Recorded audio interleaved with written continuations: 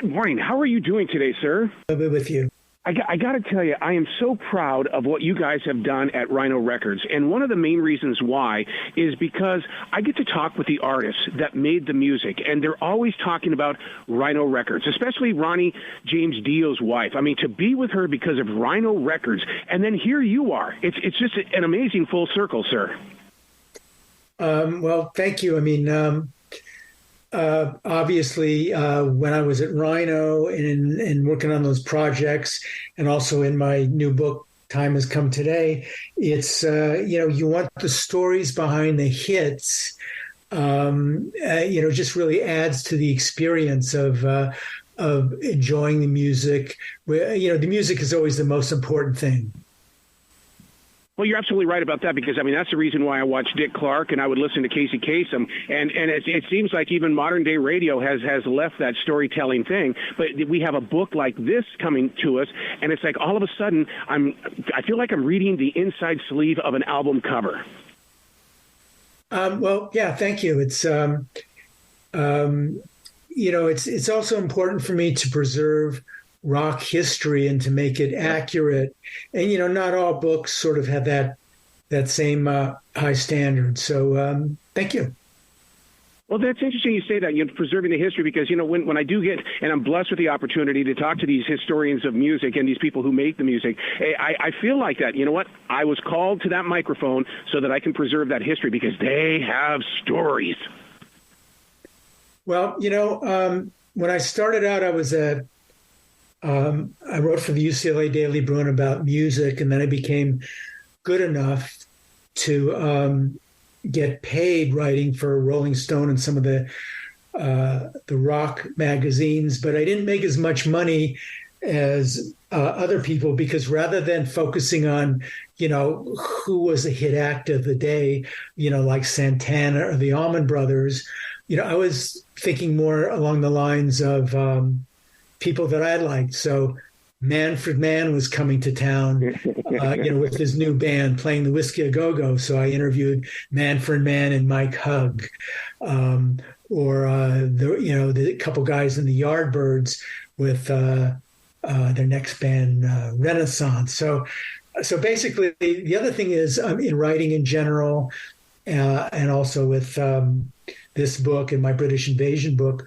So I got their stories when not that many people were talking with them. And so a lot of this was from the 1970s, rather than maybe interviewing them, 30 or 40 years later when their memories weren't as good. So, for instance, I didn't revisit any of these people and do new interviews with them because I just felt, look, I captured what they had to say at the time, and it's probably more accurate than, what they might have, remembered 20 or 30 years later.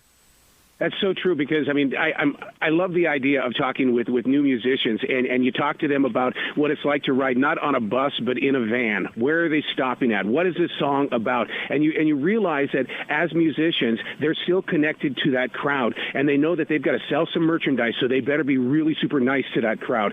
That, to me, is a story in the way of saying there is a real true connection here.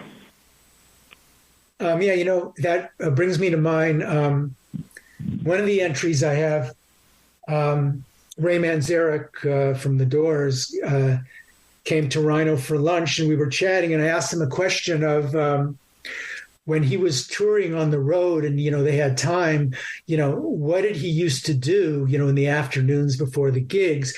And, you'd hear stories about, musicians would go to pawn shops, trying to, find rare guitars or maybe rare records, or Ian Whitcomb would talk about like sheet music, like ragtime sheet music. Yeah. And Ray said something really interesting. He goes, he loved John J. Audubon's. He was a painter doing, the Birds of America, and he did prints, and there were books. And Ray would talk about, going to bookstores or pawn shops trying to find, rare Audubon. So, so part of the book, in addition to, the stories behind the hits and the creative process, is, what was it like to get to notice some of these people? What were they like as people? With you putting your words and your memories in a book, what does that do for you when it comes to your creative energy? Because I always look at writing as being that place of basically you're cleaning out the closet. Well, that's a really good question. And part of the reason for doing it was a mental exercise. So it takes a total different discipline than, anything else you would do. So part of it is memory. What do you remember? Then the other part of it is, putting it down in an organized fashion. But then after that, then you put your editing cap on where you reread what you said. And it's like, oh, well, I could make this a little bit smoother, or I use this word, too many times. And so it's, different disciplines. And it's really great to kind of be able to use that as much as it is, hard work and can be, frustrating at times. With you being a writer and a journalist, I can't imagine what it's like for you to step back into your pages and see who that writer was at that time. Do you look at your own life as being a book itself? In other words, all of that writing from yesteryear is basically just one of your chapters. No, I don't look at it that way. Let me give you an example. As I mentioned earlier, capturing, the Rhino Records story in that book. So that book came out in 2013. So I would like to hope that my memory 10 years later is just as intact. Yeah. Well, aging, probably not. So it's great that I could go back and refer to or read that book and to know that I captured what really happened. And, so that's an additional value of, in this book or the other things. It's a matter of, preserving the memory because, in the future, you're probably not going to remember exactly as accurately.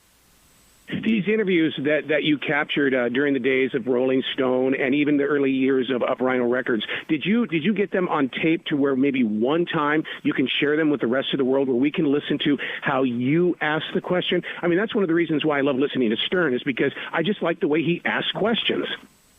Yeah, Stern is great at that. It's interesting. You can't predict what's going to be a value of interest in the future. So I used to use these cheap cassettes, maybe like they were $1 a piece. Yeah. And in some cases, by the way, I did keep, maybe 60% of those, but in some cases, maybe the interview wasn't that interesting, like the Iron Butterfly. I wrote that up. But I didn't, it's what they had to say wasn't that interesting. So I would record over. You're not thinking posterity when you're, 20 years old and you don't have much money. But as it relates to what you were saying, in some cases, like I interviewed Mark Lindsay and Paul Revere from Paul Revere and the Raiders, and I thought they were they were professional. They were really good. They were really candid. I really enjoyed the interview. And then when I listen to me, I'm kind of stumbling and groping, for questions, and I'm, just like a little embarrassed. I was, pretty good, and I was interested in the music, and I came up with good questions. But on some of these, interviews, you have your list of questions, but then in some cases you kind of deviate and you're sort of thinking as you're talking, and it comes across as being, not that sharp. So, I wasn't, I'm not. And also, by the way, when you think about cheap cassettes for, 40, 50 years later, the fidelity for most of them, really isn't that good. Right. I just to me, doing the show prep is part of the fun, where you get in there and you do the research. And although I think you maybe use 20% of it, but still, it was fun to make sure that you had that net beneath you when you went into a conversation. Yes. Wow. So what's up next with you? Because we talked about this before, how it, and you use it as a mental exercise with the memory and everything. But creative minds never rest. What's up next? Well, that's a good point. And but on each of these, 3 books that I mentioned, I was only thinking one book at a time. So, I'm just happy that this came out after, a long germination period, shall we say. And, At one point I was interested in doing films. I thought that I could express the rock and roll experience better in feature films because I understood it so well. And I did, a few films. We did Fear and Loathing in Las Vegas. That's a Rhino film. We did Why Do Fools Fall in Love, the Frankie Lyman and the Teenager Story. And I wanted to do other films. I wanted to do a Ramones movie. It never been done. Nobody was interested. I worked with Doug Feiger on doing the Knack Story. The idea was My Sharona, a true rock and roll romance. Everybody knows that song. You're either interested in the movie or not. And then it was during a period where, all rock movies all lost money. So I never pitched it to anybody. And then, Doug passed away. So at one point, it was something I was interested in doing. I don't think I would take it on now, but I just think, when you hear, this great music and you're in a theater and you hear it loud, I mean, what a great experience. So true. Oh my God, dude, you've got to come back to this show anytime in the future. The door is always going to be open for you. Thank you so much. Well, be brilliant today, okay? And thank you so much for giving yourself permission to share the story of music as well as the sound of music. Thank you, Errol.